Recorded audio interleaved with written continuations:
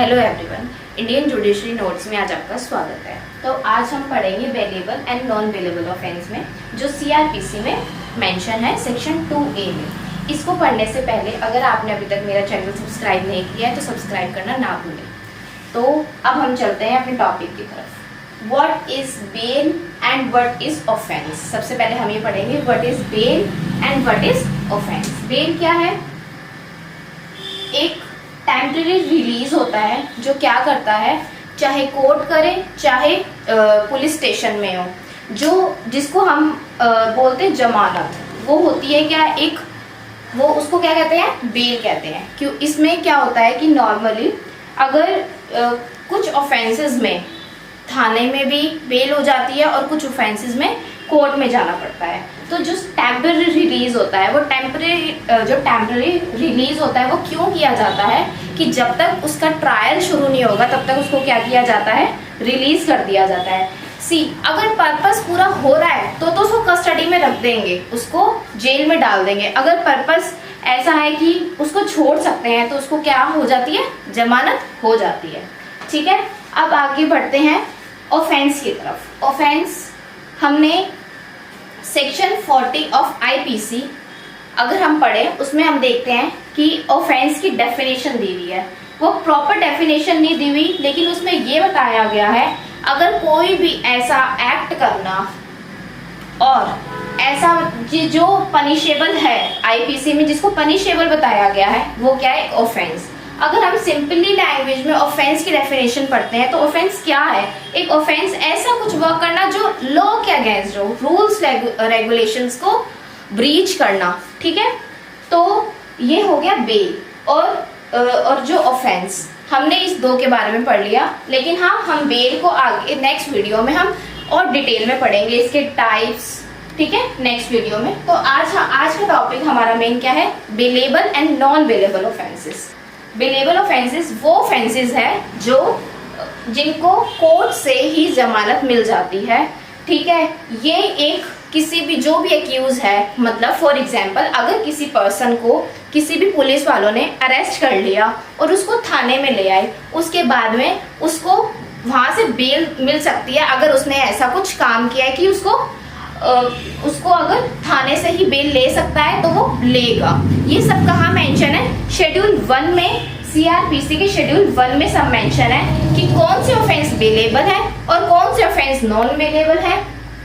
तो क्या होता है, जो बेल है, जो जमानत है, अगर कोर्ट थाने से मिलने वाली होती है, थाने से मिलने वाली होती है, ठीक है, तो जो पुलिस, वहाँ की जो पुलिस ऑफिसर है, उनको क्या करना पड़ेगा, वहां से बेल देनी पड़ेगी। अगर उन्होंने बेल नहीं दी, यहाँ पे ध्यान रखना, अगर उन्होंने बेल नहीं दी तो जो पुलिस ऑफिसर है उनके अगेंस्ट में एक्शन लिया जा सकता है।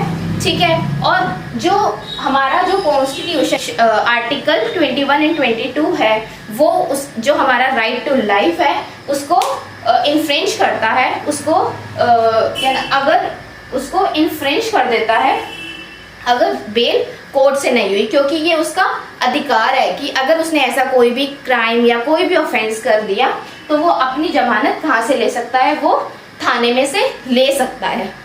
ठीक है, अब हम नेक्स्ट चलते हैं नॉन बेलेबल ऑफेंस में। ये भी सेक्शन 2A में ही मेंशन है।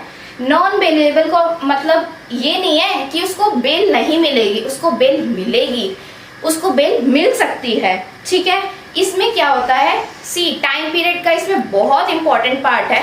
इसमें 24 आवर्स के अंदर जो भी एक्यूज है, जिसने ऑफेंस किया है, जिसको पुलिस ने पकड़ लिया है, उसको कोर्ट में पेश करना होगा।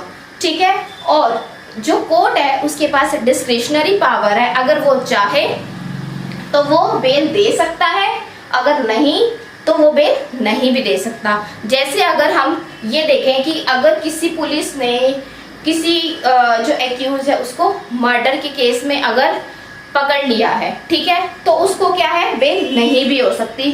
ठीक है, और यही अगर हम ये देखें कि किसी ने कोई नेग्लिजेंट एक्ट किया है या किसी की नेग्लिजेंट एक्ट में ये डेथ हो गई है, तो उसको वो ऑफेंस क्या है, बेलेबल है, क्योंकि वो नेग्लिजेंट है। और जो मर्डर है वो इंटेंशन से किया गया है, तो वो ऑफेंस क्या है, नॉन बेलेबल। ठीक है, तो नॉन बेलेबल ऑफेंस का मतलब ये नहीं है कि आपको नहीं हो सकती बेल, होगी, पर कंडीशन ये है कि आपको उसको कोर्ट से आप वो जो बेल है वो कहाँ से मिलेगी, कोर्ट से मिलेगी। अगर जैसे हम आम लैंग्वेज में ये देखते हैं कि बेल क्या होगी, खारिज होगी। अगर एक बार बेल डिनाई हो जाती है, क्योंकि कोर्ट के पास क्या है, डिस्क्रिशनरी पावर है उसके पास कि अगर कोर्ट चाहे तो बेल दे सकता है, अगर कोर्ट नहीं चाहे तो वो बेल नहीं दे सकता।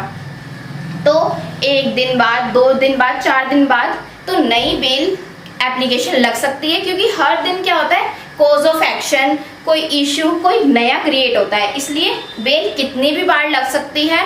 और ये जरूरी नहीं है कि अगर एक बार डिनाई होगी तो अगली बार मिलेगी, ऐसा कोई जरूरी नहीं है, कितनी भी बार उसको रद्द किया जा सकता है। और अगर कोर्ट चाहे तो क्या करेगा, उसको बेल दे सकता है। एंड बेलेबल ऑफेंस में क्या होता है कि जब अगर किसी को भी बेल देनी है कोर्ट से, अगर किसी भी कोई भी एक्यूज है, अगर उसको बेल पुलिस थाने से हो रही है, तो वो पुलिस थाने वाले थाने में जो ये पुलिस ऑफिसर्स जो होते हैं क्या करते हैं, एक बॉन्ड साइन करा लेते हैं, कुछ मनी करा लेते हैं, कुछ साइन करा लेते हैं। ठीक है, वो ये अगर कि जब भी आपकी तारीख आएगी, जो भी कोर्ट की डेट है, जो भी अगर आपको सम्मन आएगा, आपको उस डेट पे आपको आना पड़ेगा। ये सब कुछ वो बॉन्ड साइन करा लेते हैं। और नॉन बेलेबल ऑफेंस में क्या कराते हैं, एक है ना, एक पर्सनल बॉन्ड होता है, एक सिक्योरिटी बॉन्ड होता है। पर्सनल बॉन्ड में क्या होता है कि पर्सन ये रिटर्न में दे देता है अपनी बेल में कि वो उसको जब भी कोर्ट में बुलाया जाएगा वो कोर्ट में प्रेजेंट होगा। ठीक है, और श्योरिटी बॉन्ड में क्या होता है, श्योरिटी बॉन्ड में ये होता है कि जो भी कोई भी पर्सन एक्यूज का, चाहे रिलेटिव हो या कोई भी हो, वो अपनी तरफ से क्या दे देता है, एक जमानत जिसको कहते हैं, आप वो जमानत दे देता है। वो भी उसको क्या करते हैं कि कुछ अमाउंट जो होती है, या मतलब कुछ भी करके, मतलब अपनी कोई भी सिक्योरिटी रख के या मतलब जो बॉन्ड की अमाउंट है उसको जमा करवा के बेल मिल सकती है। तो ये है आज का bailable and non bailable offences का आज का वीडियो। अगर आपको नहीं कुछ समझ में आया है तो आप जो हमारा इंस्टाग्राम का पेज है इंडियन जुडिशरी नोट्स, आप उस पर मैसेज कर सकते हैं, आपको फील फ्री, आपको सब उसका रिप्लाई मिलेगा। Thank you.